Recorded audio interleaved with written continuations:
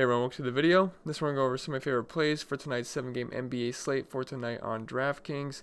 And before we continue, if you could leave a like, and if you're new to the channel, please hit that subscribe button. Really helps me out, really appreciate it. You can also follow me on Twitter at ChrisPennell16. And if you're interested in the spreadsheets I build every single night for the NBA season, and I also do spreadsheets for the NFL season, links found in the description below for my Patreon. We got projections, my Slack chat, my cheat sheet, the top values, all the stats you need.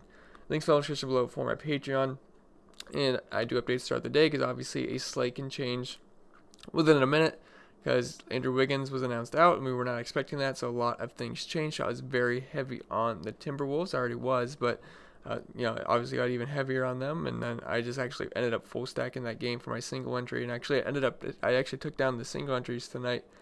So I had a pretty good night. Just stacked up the Timberwolves, and I went with Bradley Beal, had Drummond, Towns, Teague, Covington, Bradley Beal, like I said, and then Troy Brown from the Wizards. I wasn't like in love with him or anything, but yeah, I had like 4,100 left, and he fit my lineup, so I just threw him in and hoped for the best, and he actually ended up having a pretty good game. I think he had 26 fantasy points, so I was pretty happy with that. I think I'm forgetting. Oh, Draymond Green as well, and Draymond Green had a very good game, so hope you guys had a great night as well, and hopefully we can continue that into today.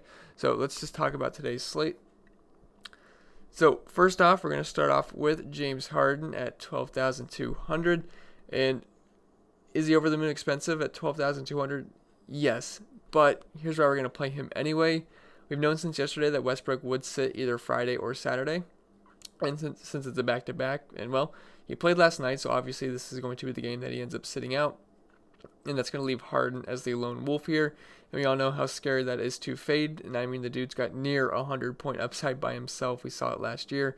He's had at least 70 points in 4 out of the last 5 games, and the other one was a game in the 60s. On the year, he's already has a usage rate of slightly above 40%, and that's with Westbrook on the court. Now I expect that to stay pretty similar, if not a little bit more, and he's at 1.67 fantasy points per minute right now, which I could definitely see that going up as well. And also, Houston is dealing with a lot of injuries right now. Daniel House is hurt, and he missed the past 2 games, and he's questionable for tomorrow, or today whenever you're watching this. And Eric Gordon is out, and Capella is going to be out as well. So it's going to be the Harden show here, and I'll do my very best to jam him in tonight. It's also going to be a great game for fantasy purposes, going up against Minnesota, who plays very fast and doesn't play a whole lot of defense. You guys saw that last night versus the Wizards. The Wizards, they ended up scoring over 130 points, so yeah, they don't like to play defense, and they play very fast. And Minnesota is actually first in pace of play this season, while Houston is 5th.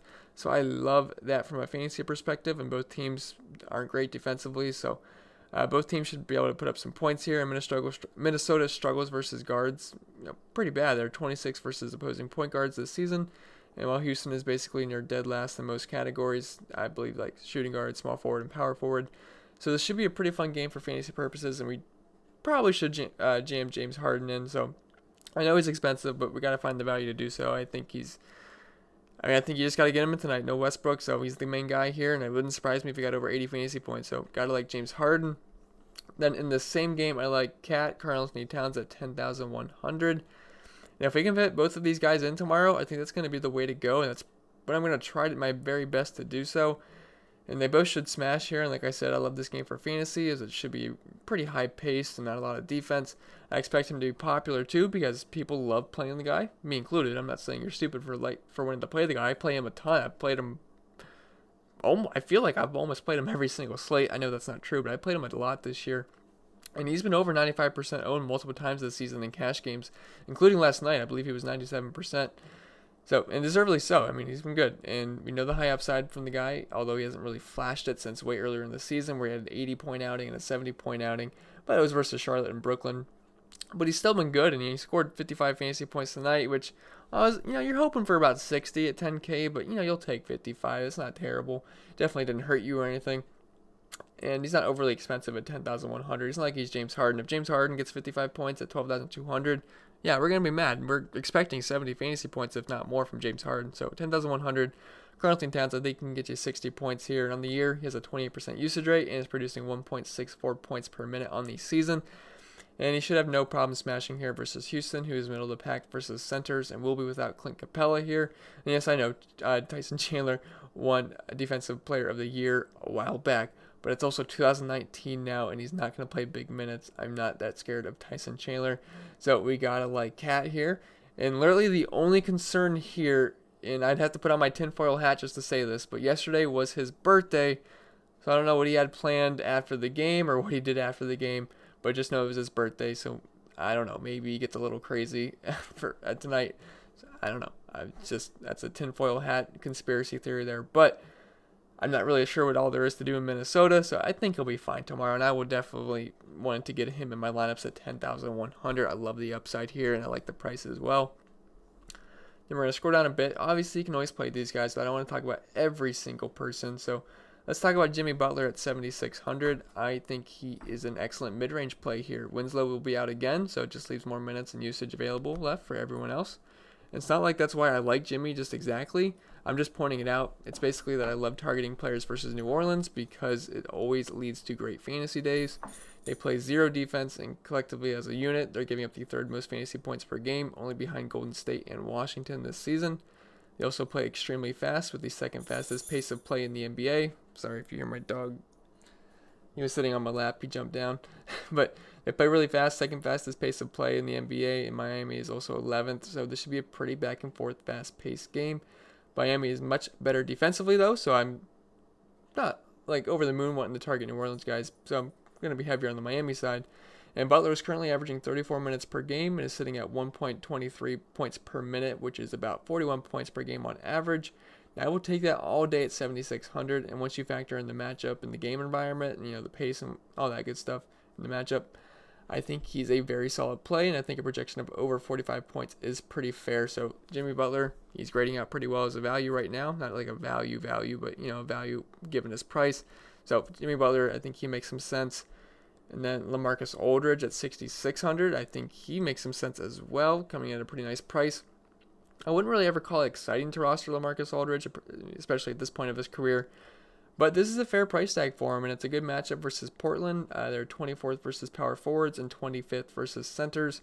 And Aldridge is seeing about 32 minutes per game and is just slightly above a point per minute. So generally, we can expect for over 30 fantasy points from the guy on a nightly basis. I do think there's upside for more here in a good matchup. Wouldn't surprise me if he got the 40 fantasy points. So LaMarcus Aldridge, I think he's a pretty good play for tomorrow.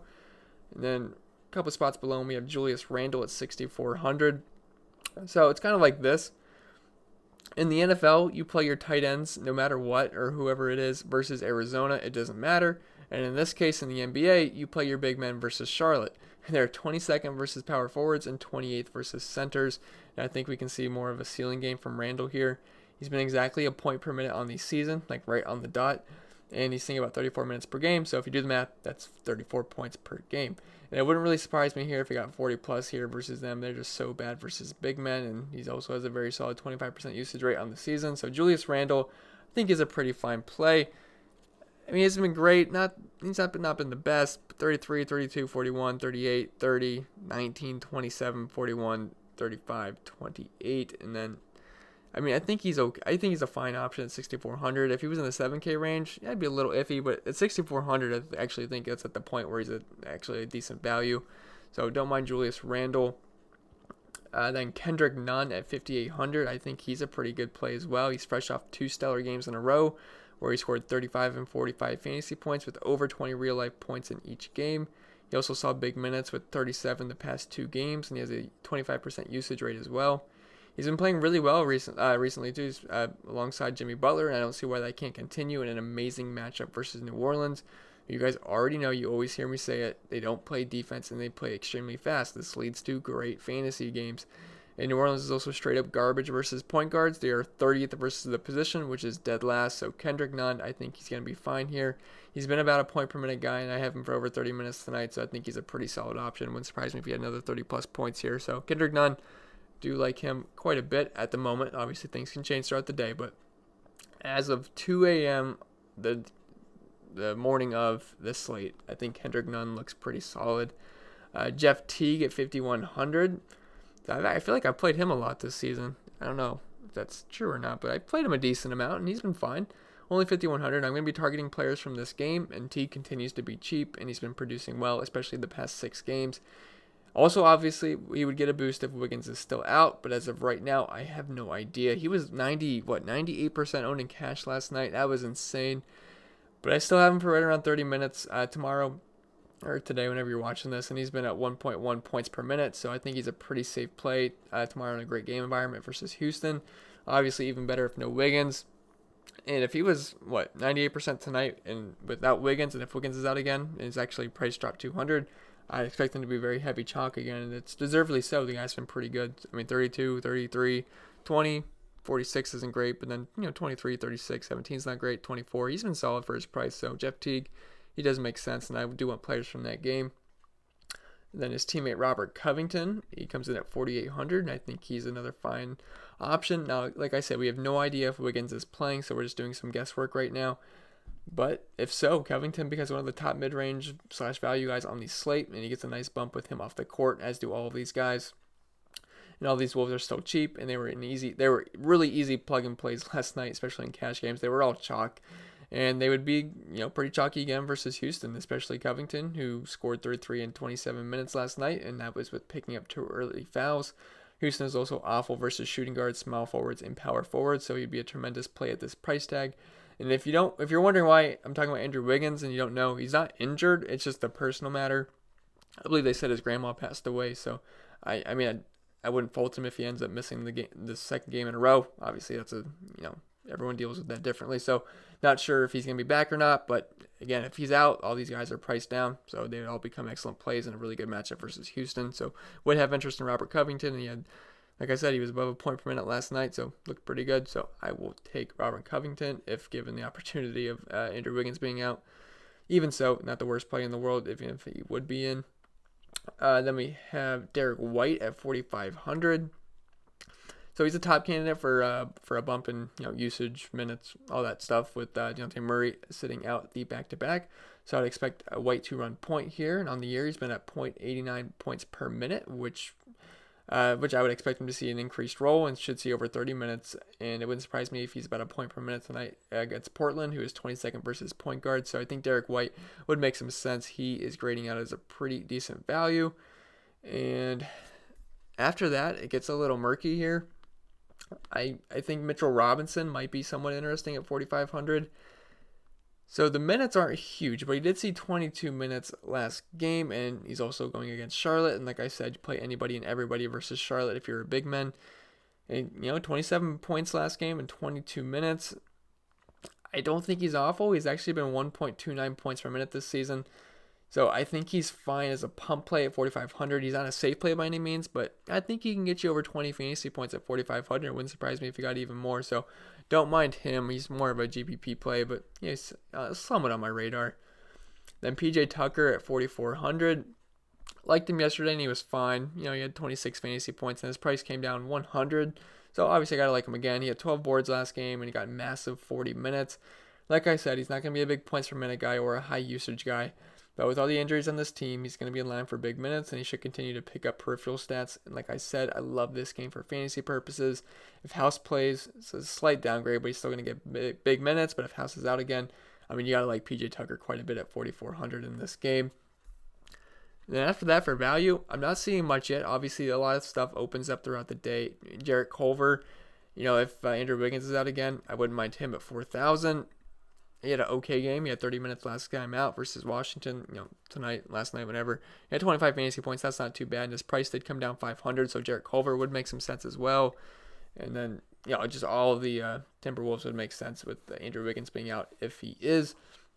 And then we just have Rockets value pretty much because Russell Westbrook's going to be off the court, Clint Capella, potentially Daniel House, Eric Gordon. So a lot of cheap minutes to go around. And if Daniel House plays, I think he's fine. Ben McLemore would be okay if again, all the injuries. Ended up seeing 33 minutes last night, got 26 fantasy points. That's not too bad for his price tag. Austin Rivers, he continues to shoot poorly, especially from deep. He's 1 for 12 the past 2 games. He had 21 fantasy points last night. He had 10 points, 5 boards, 1 assist, 2 steals. He's 3,700 again. It's a good matchup versus Minnesota. They're really pretty bad versus opposing point guards. So I mean, I wouldn't mind it at 3,700. I think he would make some sense, but really there's just Rockets value as of right now. If more opens up throughout the day, obviously I'll put that on my spreadsheet and all that stuff. But as of right now, we can't do much because we don't know exactly who's going to be in or out. But I'm just giving you guys my best educated guess for that at this moment. But anyway, guys, that's going to be it for this video. Try your best to fit in James Harden and Karl-Anthony Towns tomorrow. Hopefully we can do it. We will see. Let's hope, though. And yeah, that's going to be it. So I'll see you guys in the next video. I wish you guys the best of luck. I got to go to sleep. It's 2:30 in the morning. I don't know why I'm even up at this point. I was watching Live PD. I don't know if you guys watch Live PD. That show is so addicting. It's just so good. But yeah, Modern Warfare coming out recently doesn't help either because I got to get some of those games in as well. But yeah, anyway, I'll leave you guys with that. I hope you guys had a great night and have a great start to the weekend.